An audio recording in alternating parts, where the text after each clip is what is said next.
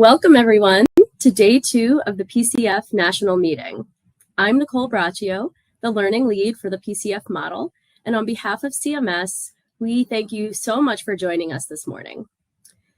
Yesterday was full of energizing conversations and presentations, from the elective sessions on behavioral health integration and health equity to the interim evaluation findings, our keynote address, and update from the model leads, as well as the breakout sessions.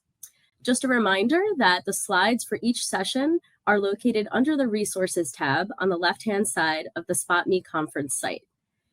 Today's opening plenary builds off of yesterday's keynote address from Ellen Lukens, Deputy Director of CMS, the Innovation Center, where she spoke about the incredible work you are all doing in primary care to further the center's vision for creating a health system that achieves equitable outcomes through high-quality, affordable, person-centered care. And we can't thank you enough for that. Over the next hour, you will hear from your peers as they share their ongoing journeys in value-based primary care and their current work to improve the health of patients with Medicare. We have selected 3 speakers to represent the diverse types of practices that take part in PCF, including independent, rural, and large system practices. Our speakers also serve in different roles within their organization, so we hope that no matter your role or practice characteristics, the conversation today resonates with you. And we'd love to hear your feedback throughout in the chat. Thank you all for being here today. We're looking forward to an exciting panel discussion moderated by our very own Dr. Hussain Lalani, a practicing primary care physician and medical officer at the CMS Innovation Center. Before diving into the discussion, I'll hand it over to Cindy Minitry to review the agenda. Thank you. Thanks so much, Nicole. Here is the agenda for today, the final day of the PCF National Meeting. After this call, you can choose your own adventure by joining one of 2 elective sessions, one centered around improving patient outcomes with health information exchanges, and the other about providing primary care on demand through home visits.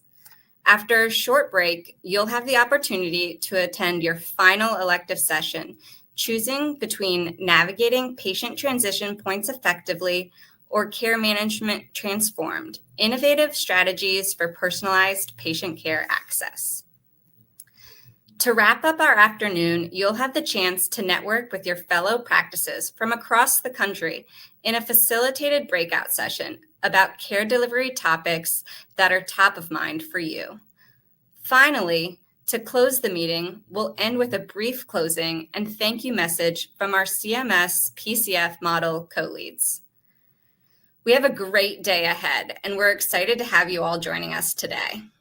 As you listen into this session, if you have questions or comments, please share them in the chat. We have a team monitoring the chat, and they'll relay your questions to the panelists during our dedicated question and answer portion of this session. It is now my pleasure to turn it over to Dr. Hussain Lalani for introductions. Thanks, Cindy. Good morning, everyone, and welcome to our plenary session, where we'll be reflecting on primary care transformation and the journey ahead. My name's Hussain Lalani, and I'm honored to be your moderator this morning. As Nicole mentioned, I'm a practicing primary care physician and internist at the Phyllis Gen Center for Primary Care, a hospital-based multidisciplinary primary care clinic at Brigham and Women's Hospital and Harvard Medical School, and I live in Boston. I'm also a medical officer at the CMS Innovation Center, and I'm proud to support the PCF Practice Network as a medical and policy advisor. I'm really excited about today's panel discussion as we've brought together 3 fantastic mission-driven primary care leaders from across the country to share their stories with us. As Nicole mentioned, this panel reflects some of the diverse perspectives across the PCF primary care landscape based on geography and practice size, and we hope this will make for an enriching conversation for you. As a primary care physician, I too experienced the structural, organizational, and practice-specific challenges of trying to provide high-quality, person-centered primary care. In primary care, we have a front row seat to the complex lives our patients face, and we strive to develop intimate relationships and trust with them as we try to serve the needs of our patients. I think about my patients frequently, those with multiple chronic medical conditions that require close follow-up and coordination with specialists, those particularly impacted by the drivers of health who have difficulty with transportation to our clinic, who have unstable housing, or who may have limited health literacy or technology literacy. These things all affect their care and how they end up doing. And at CMS, we understand the importance of advancing health equity, which is why it's embedded in all of our work and a key pillar of our center's strategy, including what you do in PCF, which begins with screening patients for health-related social needs and trying to connect them to community-based resources, which we'll hear more about later today. Personally, I'm very grateful to be part of a team of hardworking professionals, social workers, nurses, nurse case managers, and community health workers at our clinic. I definitely couldn't do it without them, and they are an integral part of providing high-quality patient care.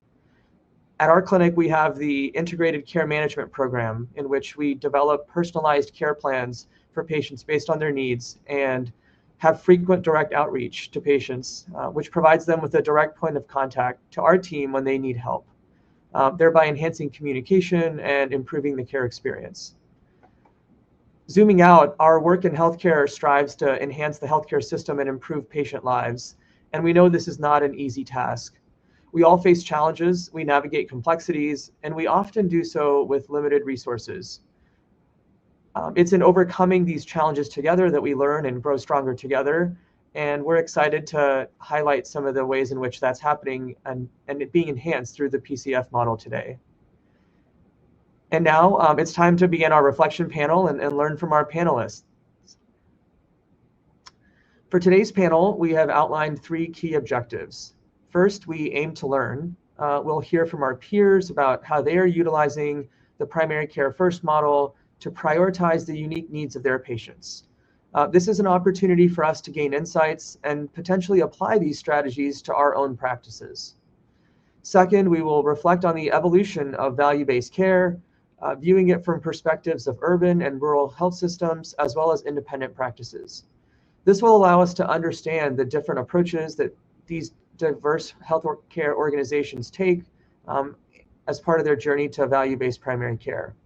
And finally, we hope that you will share your experiences, insights, and lessons in the chat. This interactive component will help foster a dynamic dialogue, enriching our collective learning experience. And we also encourage you to place your questions in the chat for the Q&A portion later during this panel session.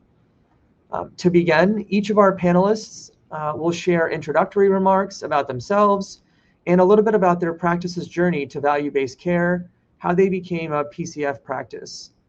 Their accompanying slide per panelist will illustrate the key practice characteristics, including the practice size and PCF group and their location for your reference.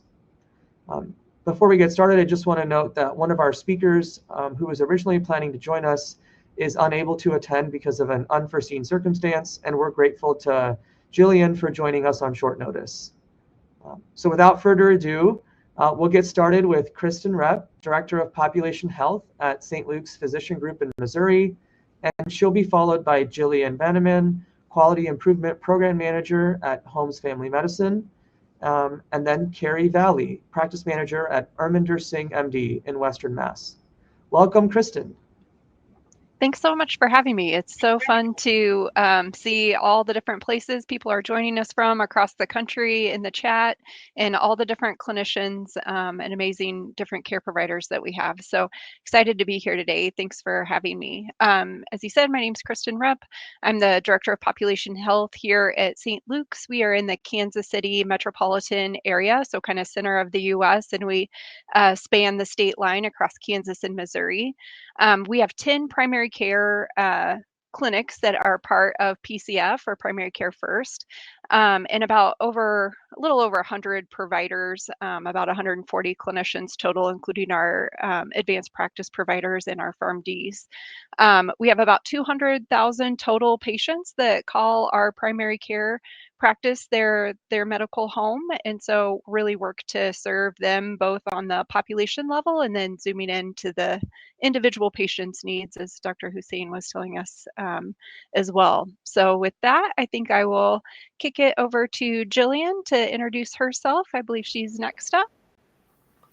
Yeah, thank you so much, Kristin. So as Dr. Lalani brought out, I'm a little last minute this morning, so I'm going to try to keep it focused and making sense. So I am the Quality Improvement Program Manager at Holmes Family Medicine in rural Northeast Ohio. So we are about halfway between Columbus and Cleveland. And what you might be familiar with is we are in Amish country.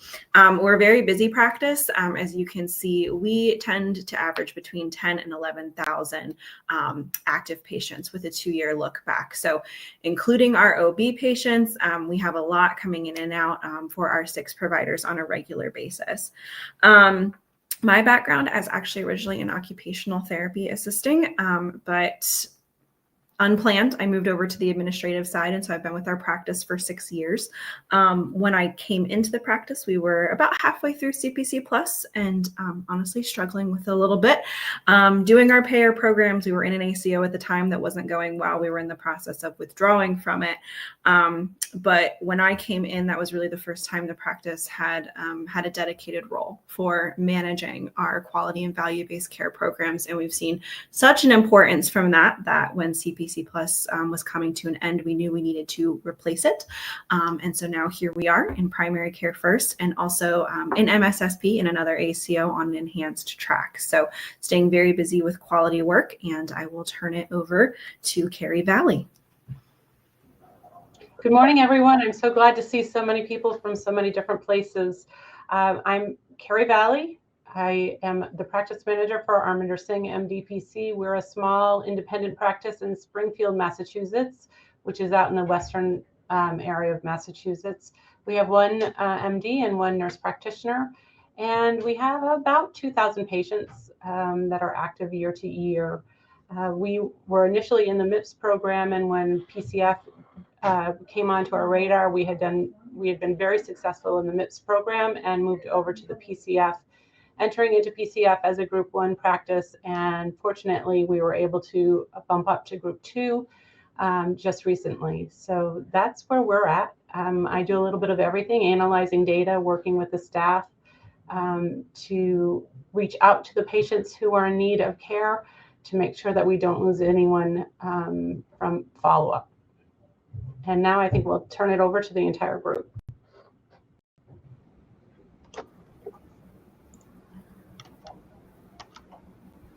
Thank you so much for introducing yourselves. We're excited to dive into the conversation and learn more about the incredible work that each of you is doing at your practices. I'm going to go ahead and get started with Kristin. Kristin, could you tell us a little bit more about St. Luke's journey to value-based care and how you got started with CPC Plus? Sure, happy to. So we were participating in some of the CMS QPP MIPS programs.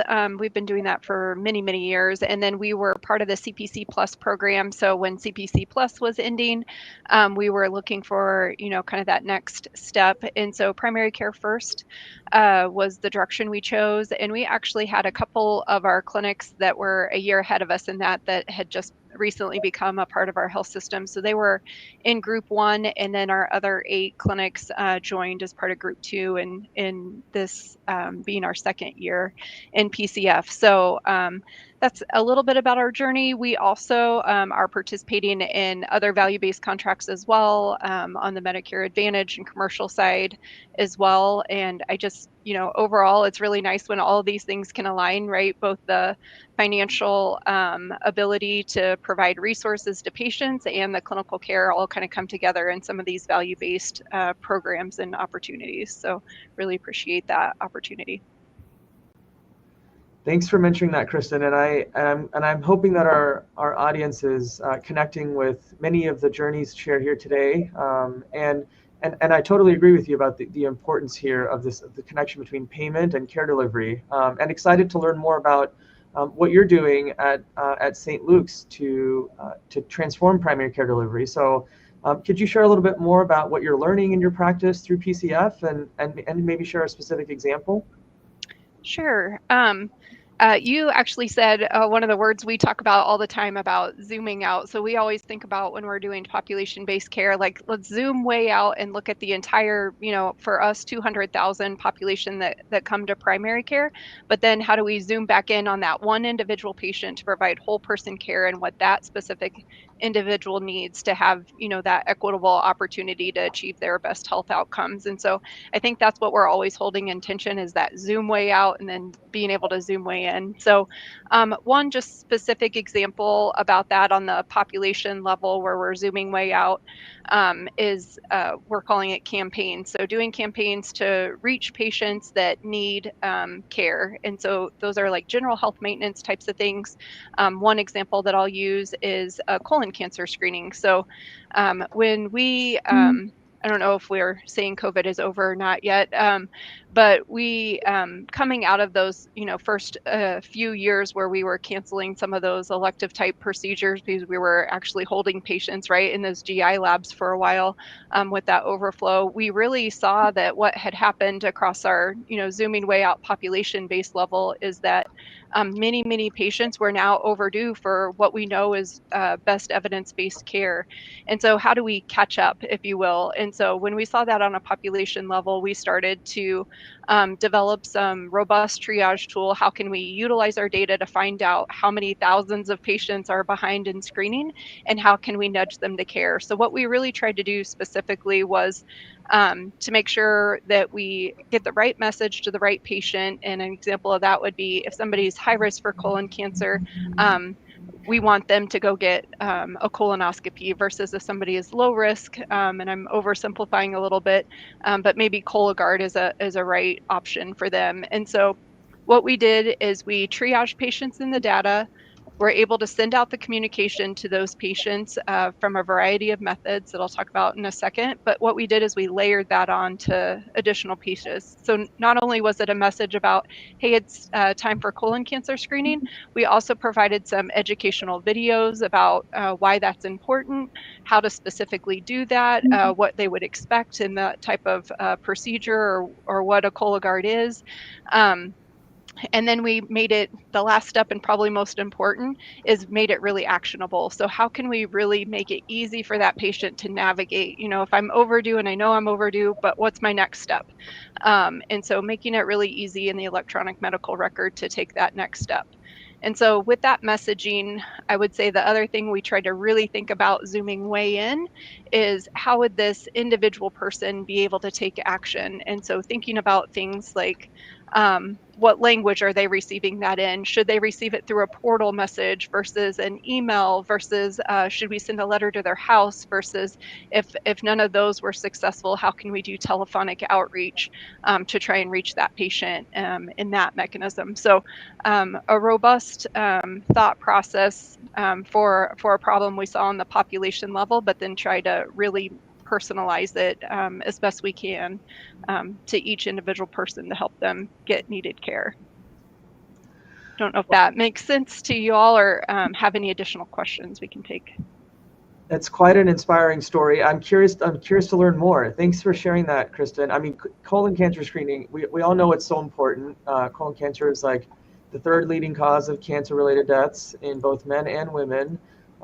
And yet we all know how hard it is to get patients to actually complete their FIT or Cologuard test or get scheduled for colonoscopies, especially with some of the delays that can happen through that process. I know it's something I struggle with all the time as well. So I particularly like the focus on the thoughtful messaging and outreach here. And I'm curious, can you share a little bit more about how did that turn out? And were you able to meet people where they were and sort of close the gap in colon cancer screening post-COVID?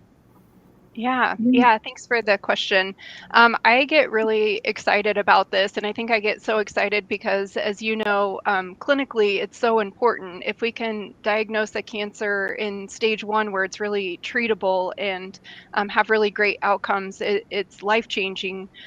for patients to not delay getting that needed care. And so I think that's why it gets really exciting for me. But we're seeing early results upwards in the neighborhood of above 40% of people taking action specifically based on the message that we were able to send out. So I don't know if anybody else has done this work, but 40% is like incredible because it took a lot of work up front to design these campaigns in a way that we hoped would nudge people to take action. And so seeing people actually taking that information and acting on it, I think is really exciting. Being able to do it in an efficient manner that can kind of live on. So as people fall into that criteria, they then become eligible for the same type of messaging. And so monthly we can keep running these and all the upfront work was done. Anybody out there with all these attendees that have done some outreach of telephonic outreach to try and get a hold of patients knows how labor intensive that is and how much work it takes to reach all these individual patients. So if we can find efficient mechanisms that really put the patient in the driver's seat to understand their why and take action, it's so exciting. So early on, like I said, seeing upwards of 40% response rates. So pretty exciting stuff. Yeah, that is remarkable progress and very exciting to share with our practices.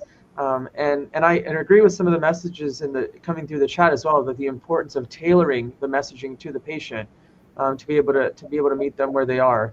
And I wonder, you mentioned there's a lot of hard work that goes into designing these campaigns and designing the messaging, and I wonder, how has the PCF model enabled or supported this care delivery change at your practice?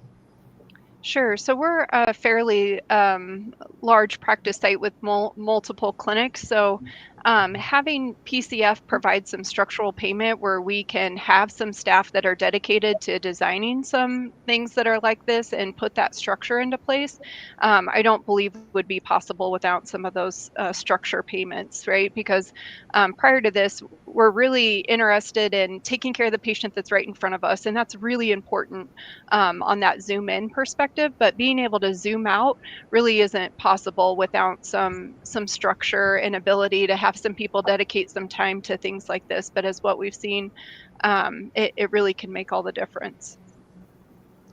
Well, that is great to hear, and I'm glad that the model's able to help support some of this fantastic work. I do wonder, maybe you could leave us with one quick pearl for all those out there who may not be in such a large practice, system-based practice, where there might be some additional resources available that could be shared. What's a way to get started with tailoring messages, with being able to really optimize communications? Do you have any quick pearls that might be useful for our audience? Yeah, I would say just start somewhere. I think sometimes this robust process that I'm talking about right now was new this year in 2024. So if I back up a little bit, in 2023, we started smaller. So we didn't have all the sophisticated tools, but we just started somewhere. So we started with a small population that we felt very confident in the data that these people definitely needed screening, and just layered in each piece as we went. And so I would say, even if you don't have all these pieces in place yet, maybe you don't have all the tools, I would say just start somewhere and then be willing to learn from there, and really bite-sized pieces that you can manage with the resources that you have available is helpful too, because anybody who's tried to do things on a population level, data is only as good as all the inputs that we've taken in. So there's bound to be a few little hiccups in there. So making sure that we have staff ready to meet the individual needs when people don't fall into that bigger bucket, as I would say, when we're doing a population-based approach, if that makes sense. Thanks for sharing that, Kristin. Start small and adapt is what I'm hearing. I do want to invite Gillian into this conversation and learn from the exciting work that she's helping lead. Gillian, can you share what you're learning in your PCF work at Holmes Family Medicine and share an example with us? Yeah, sure. So there are two things that came to mind immediately when you first asked that question. And number one is that we know that change takes time and results also take time. So we had a hard time being patient at first. When I came in and we were in CPC Plus, we've been doing a lot of this similar work over time, and it seemed like we were trying, but sometimes just hitting our heads against the wall because the needle wasn't moving.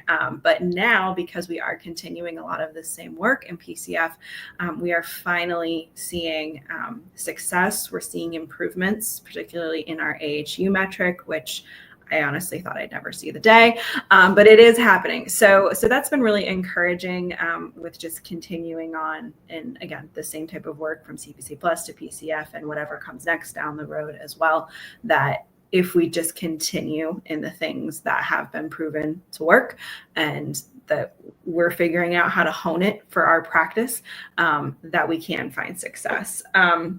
The other thing, though, and the more specific thing that I'll touch on, is the importance of having a dedicated care manager nurse. And it also took us a while to figure out what this would look like for our practice. Back in CPC Plus, we went through several iterations of what this looked like, and it involved, different clinical and rooming nurses in our office sharing different responsibilities within actual care management, following up on hospital discharges, and doing population health management. And it was a little messy just because as a culture in our office, we weren't ready to make that commitment to having that dedicated role and dedicated staff member. So by the time we decided that PCF was the next step, I did put my foot down and I said, we will not do this program unless we have a dedicated person in this role, because we knew that it was going to be imperative to our success in the program. So that has really had a significant impact, not just on PCF, but our performance across all of our value-based programs, from our payer programs to MSSP, all of them, because a lot of it is overlapping work. So if I'm thinking about, something that's operational, something that we've found to be helpful, is really, again, just having those dedicated roles. My role before I came into the practice was a shared role. For a long time, that care manager role was a shared role. But if you can get to that place where you can take a person, and it also helps communicate that to the rest of the team, that this is a really important work for our practice. We are taking resources, we're taking time, we're taking office space and dedicating it to this work, because it is so important for the quality care of our patients and also for the financial and operational health of our practice, so we can keep treating our patients. So those were really the main two things that came to mind that we've really, in the past year or two, started to see in just invaluable value on these types of things in our practice. Thanks, Gillian, for sharing that experience and really focusing on the importance of having a case manager, a care manager as well. Can you talk a little bit more about the diversity of roles like that, or the diversity of actions that one position can play? I think sometimes we can have angst about hiring, and especially with workforce shortages and tight budgets, that's certainly a concern. But perhaps understanding the flexibility that this particular role has in your practice could help others to learn about just how impactful it can be, because it sounds like it's been a huge asset to the practice. Yeah, absolutely. And by no means did we, decide in our meeting that we were going to hire a dedicated care manager nurse, and then we got the perfect person the next day and we had it all figured out the next day. So it's definitely taken time. We've had a few different people in this role. Our care manager nurse currently is an RN. She's been an RN for decades, and she's kind of ready to transition to more of an administrative role and care manager type role. And she's fantastic for this position. She's very, what did I say to her the other day? She's very intrepid. She's very great with reaching out to patients and really staying on top of things and not hesitant to pick up the phone and reach out to them and follow through on things. But it really is a diverse role. We had to kind of outline that when we started building it. The primary function is a lot of episodic care management. So as you can imagine, with our large active patient panel, for being a relatively small practice, we It's just a hazard of the job. It's just the nature of it that we have a lot of discharges from the hospital and from the ER. So for a long time, we were kind of cherry picking which ones to follow up with, but we've now are at a place where we can follow up with all of them, no matter their status, no matter their health insurance, no matter, what the purpose they were in the hospital for, except for OB, because we handle that in a separate part of our practice. But everyone is being followed up with, and that really is the majority of her job, because we feel that transition of care period is so critical for managing our patients' health. She is a little new to the role, so we haven't introduced as much longitudinal care management yet, but that is coming as she gets more comfortable with this style of nursing care. Also, all the population health stuff. So she is helping with scheduling wellness visits. We are reaching out to patients who have their Cologuards but have not done them, or who need to come in for blood pressure checks, or they said they would get us their home blood pressure readings and we don't have them yet. So really just plugging all those holes too, that when you don't have a role like that, those are the types of things that get missed. So yeah, very vital role. I mean, assisting with paperwork, all kinds of things. If I started writing it down, it would be a couple pages long for all the different things, but that is the nature of what you get in a small practice too, is that we all wear a lot of different hats, including the care manager nurse. Thanks, Gillian. That's quite the chameleon role, and so valuable to be able to, as you say, plug the holes and really follow up on and all the small details that end up making the difference. Mm-hmm. And I know we have an upcoming session for the audience as an elective, where there will be some conversation about follow up with the post-hospital visits. And I thought it's phenomenal to hear that you guys are able to follow up with every single patient, which I know is, at least in the PCF network, there's been kind of differences in approaches in terms of stratifying for who to follow up with. And so we'll look forward to learning more from you about patient navigation later as well. Could you share a little bit about how the PCF model has enabled or supported this care delivery transformation at your practice with the nurse case manager, or even other initiatives? Yeah, sure. So one of my things that I was most excited about with PCF and making that change from CPC Plus into PCF was the more broader approach to care delivery interventions. And I think that these were feelings that were widely shared across the program too, is those we needed to have specific interventions in CPC Plus because we were all getting started. But now in PCF, we could kind of kick to the curb the ones that really didn't work for us and were just kind of busy work or checking the box and we didn't see a lot of return on. And we could really focus in on the methods that worked for our practice and for our patient population. So the flexibility of that within PCF has been just such a help to being able to work on what works for us, since it's more results focused. We've also taken advantage of the provision to participate in an ACO and in the MSSP program concurrently. We really feel that this is so valuable because it adds to our resources and our support for very similar work. So for us, that has been a great kind of dual program focus as they follow each other very similarly. And similar to Kristin, that payment structure really helps. It helps to fund these dedicated roles, such as my role and our care manager role. And so we don't have to be as reliant on, a post-performance payout for day-to-day operations. So those are still really important, and that's, still part of our business model and how we run our small practice. But as we're trying to do the work in a proactive way and in real time, having that different payment structure just really helps to be able to budget for that differently and more successfully. Thanks, Gillian, for sharing that and for the importance of that, the payment flexibility and how to make the tough decisions of how to allocate resources at a practice that's really busy. I do now want to invite Kerry to join us. Kerry, we haven't forgotten about you. We are curious to learn about how you're doing and the changes that you're making in your PCF practice with Arminder Singh PC. Could you share a little bit more about that? Sure. I was listening to Gillian and Kristin, and I was trying to get down to the nitty gritty of how we started, how we became successful. And we quickly identified that we needed a method to capture the data, right? Because much of it is data capture so that we can have accurate data and we can identify the patients who are falling through the holes.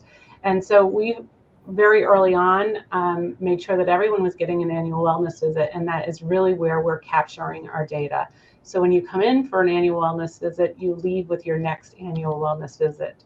And that gives us the opportunity every year to capture the data and to make sure that everyone is on track in regards to Cologuard and the other data that we're collecting for our other value-based contracts as well. And so that has really enabled us, with the help of our dashboards that are through our EMR, to identify very quickly who is in need of a Cologuard or who is in need of a visit because they didn't make their follow-up appointment and they have hypertension. And so we have been able to take that data. I think what PCF has done for us is given us the focus, right? We all have big jobs to do to take care of people, and sometimes we get caught up in the minutia. And this has really allowed us to focus in and identify who needs our help and how to take care of them. Thanks, Kerry, and thanks for sharing that focus on the annual wellness visits and the mission at Arminder Singh. One thing I really enjoyed learning about your practice is that the mission alignment and building patient trust. And I wonder if you could share a little bit more about how you're doing that as part of this work, and maybe any specific strategies that might be useful for our peers here, especially when you have a small independent community practice where trust is literally everything, when there's maybe limited access to other resources. So how are you guys approaching that? So my background is in education, and I would say whether you're in a small independent practice or you have 200,000 patients, you still have individual clinics with individual employees who are able to make those touch points to make people feel like they're important. And so I've done a lot of staff training around really using Maslow's hierarchy of needs, right? To make sure that patients are being met where they need to be met at. And sometimes we have annoying patients, right? They're calling 3 times a day. And it's really important for patients to understand that we hear that you're angry because your prescription is not filled, but that's not really why you've called us 3 times. They have other needs that we're not meeting for them. And so I've done a lot of staff training around that piece so that we're all in a rush, but we really don't get anything done any faster if we're rushing. And we are giving the patients the message that we don't have time for them. So it's really a thoughtful approach with our interactions with the patients on a day-to-day basis that I believe builds that trust, and that when they have a need, they know that we're going to meet that need. We're not going to leave them hanging. And I think that relationship, then when you say, you know what, you need to have a Cologuard, they trust you that they really do need to do their Cologuard, or they really do need a colonoscopy. But that trust, I believe, in our practice really plays a huge part in the overall well-being of our patients and their ability to care for themselves when they leave our office. Thanks, Kerry. And it is remarkable because the value of trust that really helps accelerate providing that continuity of care, that patient-centered care, and hopefully enhances the care experience for patients as well. I think looking ahead, I wonder, what are you most excited about? And as we look ahead to your value-based care journey later this year? Yeah, so there are a couple of exciting things happening. I'm sure as all of us are facing staff turnover, staff shortages, we're constantly in the process of educating our staff. And you need to have buy-in at all levels in order to affect change. And one of the things that's most exciting to me is the staff that we have now, they see me looking at data, and data is not people. But they now understand that really our data is a person. And so when I talk about this data, I'm not talking about numbers. I am saying, we have 9 patients that have uncontrolled diabetes, but it's really a person, and we can really affect their change if we can do outreach to them and talk to them and educate them as to why it's so important to have their diabetes under control. So it's exciting to me that the staff really now, they want my list of patients who may need their Cologuard screening, or they may need to come back in for a follow-up because they understand why we're doing what we're doing. And with them understanding that, it's exciting because that transfers out to the patient's knowledge and information. The staff is able to educate the patients at the same time. And it's really, truly our goal to educate the patients so that they understand that we want to be their healthcare hub, that they are not bothering us when they call. And so that's where we're at. And that's exciting to me because most of our patients understand that and communicate with us. I would suggest that anyone that is not actively using a patient portal, it's an amazing method of communication for patients to communicate into the office, but also for us to communicate out to the office individually, but as also in groups, much like Kristin was mentioning. So we have at least 90% of our patients are, we call it web enabled, and it's a great tool for many different reasons. And I would encourage all practices to use that as a tool. It saves a lot of time. The telephone encounters are lengthy. When you can send out 100 in 3 minutes, it's much different than talking to 100 people. Thanks, Kerry. And I particularly like to focus here on primary care as a healthcare hub and developing modes of communication for the future here with patients. I'm sure Kristin and others can tell us about sort of the flip side of challenges of triaging messages if we're not careful about how we set those up. So there's definitely a huge benefit of having the open doors of communication here. And I'll go back to Gillian and invite her to share with us. Gillian, how are you thinking about the future? What excites you the most as you think about the value-based care journey at Holmes Family Medicine? Sure. So by no means has it been a straight path so far, and we know that it will continue to be very windy and curvy. But that does keep it interesting. And we know that it's never going to be easy as a shortage area practice, a rural practice, an independent practice, a large self-pay population practice. But as I touched on earlier, in the past few years, we've really started to see the value of, we kind of hopped on this train a little earlier with staying ahead of and with the curve of value-based care. And so we feel a little more in control of that process, and that we have more options and we're better positioned to keep navigating the changing landscape of healthcare, because we know it's going to continue to change. And aside from, of course, providing high quality care, like we always mention, it's become so clear to us that being diversified and having these value-based care arrangements in place allows us to provide care, period. We're navigating the financial strain of changing fee schedules. We've come through a pandemic. We've got third parties going offline from being hacked and all these different things that happen. But we have this level of confidence in continuing to be able to be there for our patients and for our community, because we've adopted these different means of reimbursement and different ways of keeping the lights on some days, and to be a healthy practice ourselves financially, so that we can continue to be there. More focused within the practice, we're continuing to refine and improve our care management program. As I mentioned earlier, that's a huge thing, and so that we just see, infinite room for improvement there, and being able to provide those services for our patients. And again, they are literally gaps in care. So filling those gaps in care with the flexibility that we have and the additional resources that we have, we're really happy with kind of where we're at on that spectrum of moving forward right now. Thanks for sharing, Gillian. And Kristin, I'll invite you to share about what you're most excited about and what you're looking forward to at St. Luke's.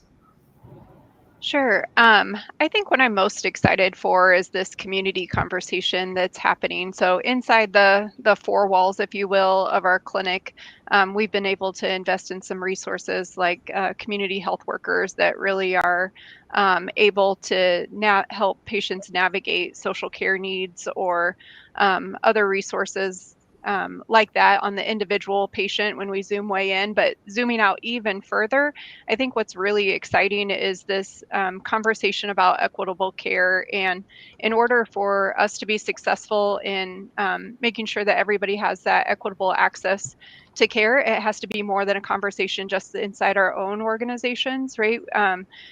We are medical providers here at St. Luke's, and so what's the conversation like in the Kansas City area for us about the different social care needs that patients have? Because we know, about 80% of your health is determined outside of the medical care that you receive, and so that collaboration about how do we identify the community needs, how does the hospital or health system or practices support our community in those types of programs and initiatives that are available, and then how do we continue to connect the dots for our individual patients to really have a great navigation system into some of those appropriate programs or initiatives where they have needed help, like you talked about before, Hussain, about maybe a patient doesn't have transportation to get to the appointment, right?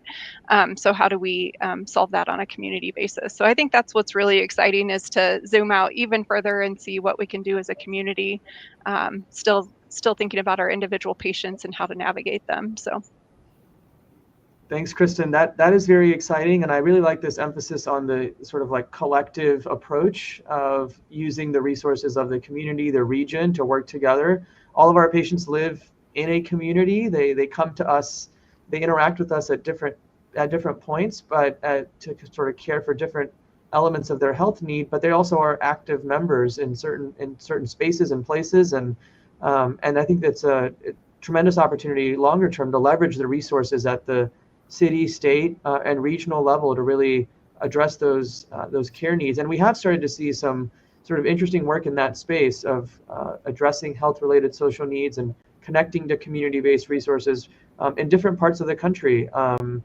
a few different approaches. I know it's something that we are also thinking about very carefully at CMS, about building capacity in that space. So this has been a fantastic panel conversation. It's been wonderful to learn from each of you and the work that you're doing. And we're really looking forward to continuing to hear more about your progress as we move forward and the new things that you learn and discover. We're going to open the floor for questions here and to the audience. I know there's been a lot of great questions in the chat. I'm going to try to sift through a couple of these and share. I think one that's particularly interesting as we're on the cusp of AI becoming an integral part of healthcare, and it's already part of healthcare in so many ways. There are a number of potential advantages. There are some kind of challenges that come with the use of AI, but I am curious to learn from our panelists. Is anyone utilizing AI in a way to help improve the way in which the quality of care that's delivered, or to streamline communications with patients or staffing? Would anyone like to share on that regard? I think, Kerry, maybe you had some thoughts. We're actually not using AI as of today. However, there was some great data at the last ACP conference regarding AI and all of the different ways that it can be used in a practice. We are part of eClinicalWorks as our EMR, and they have an AI platform. And once I'm done with this, my next step is to bring AI into the office. It's something as simple as all of the electronic faxes that come into the office. AI can be a part of sorting those and getting those into the correct patient charts behind the scenes. And for a small practice like ourselves, just paying someone to sort through faxes, it takes away from what's really important for our patients. So I'm excited to bring that in. There's AI that can be in the exam rooms with the providers, actually documenting their notes for them. So that's the next step for us. I think it's an exciting step, scary in many ways, and it will require some patient education if we bring that AI into the exam rooms with the providers. But that is the next step for us to see what it can offer our practice. Thanks, Kerry. Yeah, we definitely a lot of benefits for streamlining annoying things like faxes that are an unfortunate reality of our healthcare system. I know I've been using some AI to help streamline my practice notes, and I gotta say, sometimes it works really well. Sometimes I still need to kind of supplement the note in some different ways. But I wonder if Kristin or Gillian have any quick thoughts to share in that space.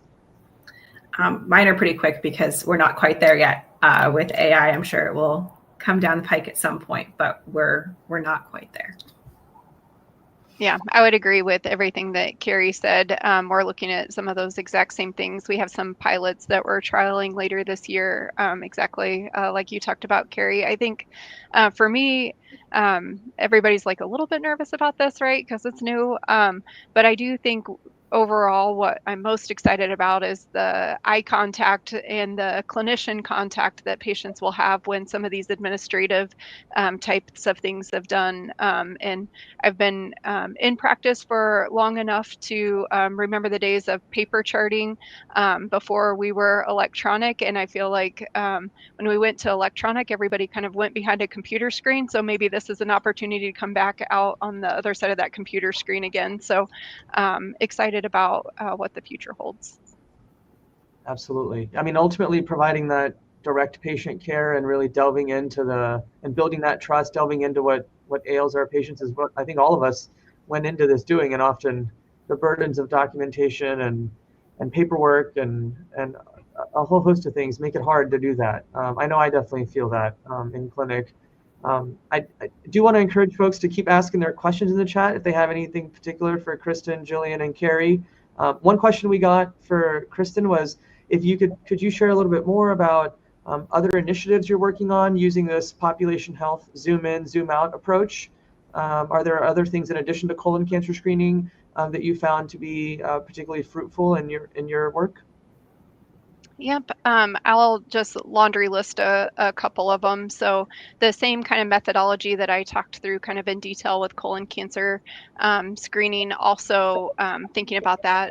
What about breast cancer screening? What about annual wellness visits? What about patients that have just stopped coming in to see us suddenly, but they are still our patient for all intensive purposes, or high utilization patients, maybe they've stopped coming to see us for their preventative care, but they're still coming to see us in the ER on a regular basis. There's probably a barrier or a need there that needs addressed. So how can we identify that in the data and do appropriate type of outreach? Labs are another one, right?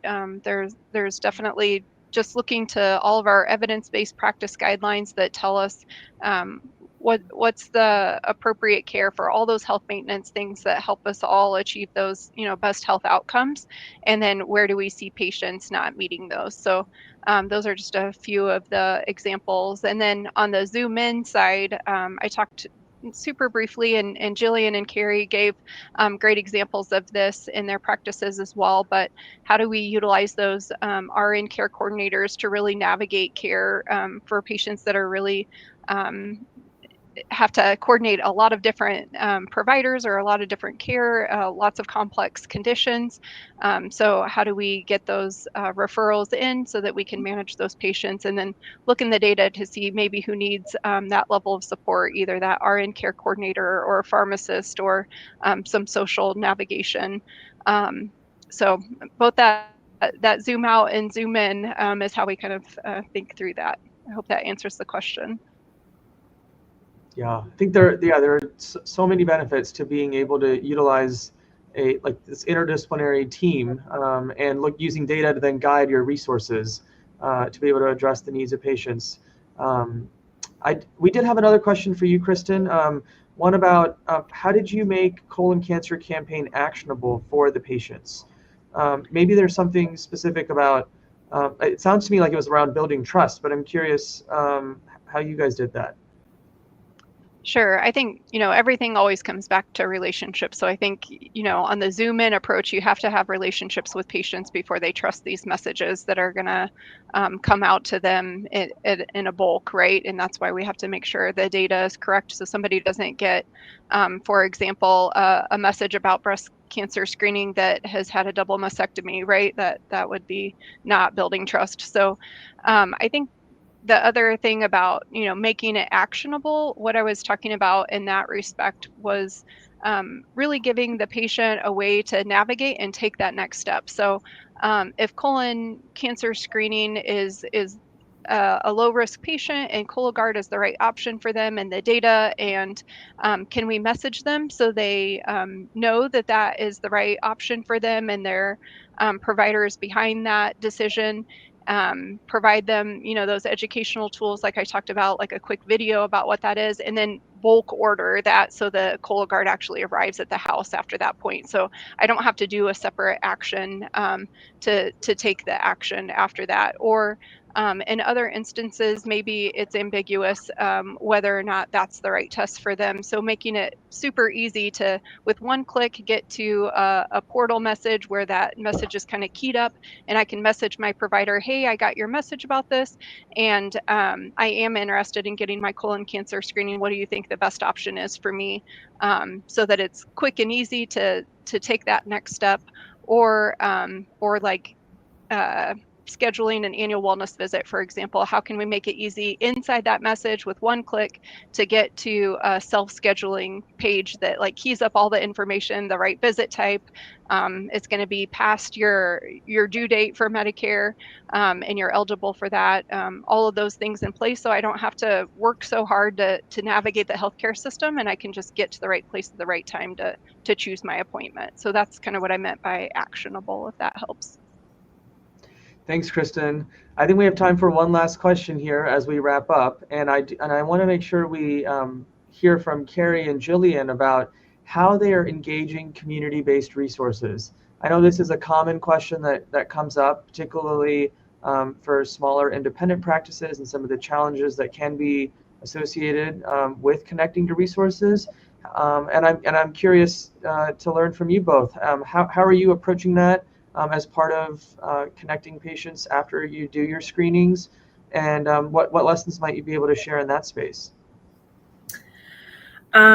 So real quick, because I know we're running low on time, we actually have just started a new initiative with our health department. We have a grant through the state health department. So this is just a really specific one, but it's with fall risk in our older adults. So our health department's right across the street, and we are working with them super closely on more what's the word I'm looking for here? Better screenings through the CDC and the study tools to screen our patients, and also the information and education that we can get to them and referring them to the different programs that we have available. So connecting ourselves with our community resources is huge because we often don't have the time to research all these different things. We're also working with one of our community mental health providers for us to get better at being care coordinators and then passing on the true mental health stuff to them. So connecting ourselves first so that we can then do better connecting for our patients. Thanks, Gillian. I love that the really key element of partnership is being able to tap into those resources. And I know we're short on time here, so I'm going to throw it back to Cindy to wrap us up. This has been a fantastic panel, really underscoring the importance of care delivery and transformations and all the different ways in which each of you is doing that within the payment flexibilities that PCF offers. Great. Thanks, everybody. And thank you again, Dr. Lalani, Dr. Repp, Gillian, and Kerry for answering those questions and for a great panel discussion. Thank you also to our audience for your engaging chat. Coming up next are 2 different elective sessions for you to choose from. Once you've decided which elective session you'd like to attend, here's how to join them through the SpotMe agenda. As you can see from these screenshots, first, you'll need to navigate to the Agenda tab located at the top left corner of SpotMe. Then, under Elective Sessions, Block 2, you'll have 2 options to choose from. Click the session you're most interested in to join. Please note that all times will show up in your time zone, and your next session is starting shortly. If you need any help, you can find contact information on the SpotMe platform. If you need national meeting or SpotMe support, please click the support page or email us at pcfpracticenetwork@deloitte.com. If you need PCF model support, please email pcfsupport@pcf@telegen.com. Thank you for attending our 3rd annual PCF National Meeting opening session. We're so excited about the day ahead and see you all in the next session.